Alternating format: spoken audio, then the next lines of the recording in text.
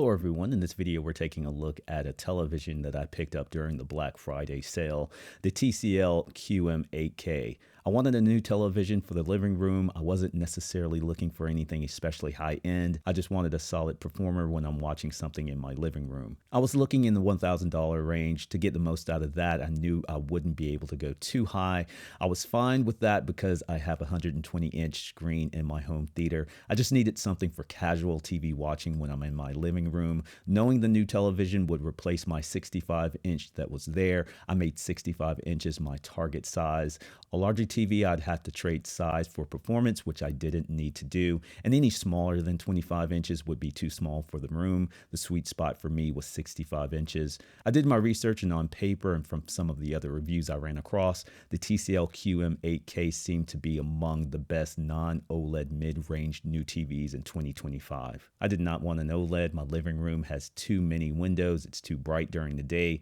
OLEDs are generally at their best in a room with good light control. Also, burn-in was a concern. Not as much of an issue with some newer OLEDs, but I didn't want that concern lingering in my head. Motion handling was a major factor for me. I've seen more than a few televisions that have had issues with judder or ghosting or some artifacting.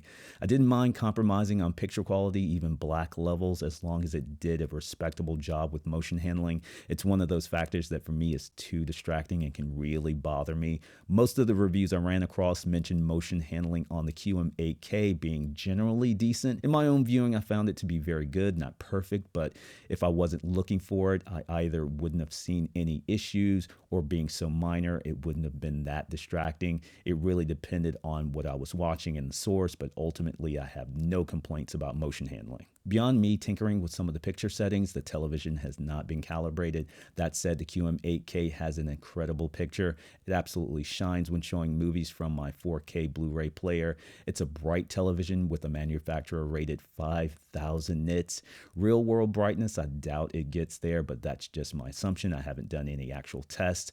What I can say, based on what I've seen with my own eyes, the QM8K is very bright. HDR is absolutely beautiful. Colors are vibrant, highlights sparkle, and the picture pops. Other reviews mention black levels being as good as any non-OLED in just about any price range. Having had an OLED myself, that I completely agree with. Blacks are very deep, plenty of control, so while blacks are deep, the QM8K doesn't completely crush blacks. It's a backlit television, so there is going to be blooming to some degree, but as televisions with backlit technology goes, the QM8K handles blooming and light control overall extremely well. I don't game at all, so I don't have anything to offer about its performance from that perspective. I didn't spend much time scrutinizing the speakers because I think television speakers are generally just okay. For a better audio experience, I always recommend a soundbar or some other external sound system. I've only had the television for a few days, but I'm enjoying it a lot. Recapping some of the major highlights that I mentioned earlier, it's very bright, HDR pops, blacks are deep and well controlled, colors are vibrant. The only major con was the stand for the television came with a dent on it. It's small, but QC should have caught that in the warehouse. Beyond that, for an average person, for casual daily TV watching, I didn't have any issues worth highlighting. Those are my initial impressions of the TCL QM8K. If you have any questions about the QM8K, leave those in the comment section below. If you're new to the channel, check out some of my other home theater, movie, and audio video related reviews, DIY projects, home theater takes, and other home theater related topics. Also give this video a like, and if you haven't already, please subscribe.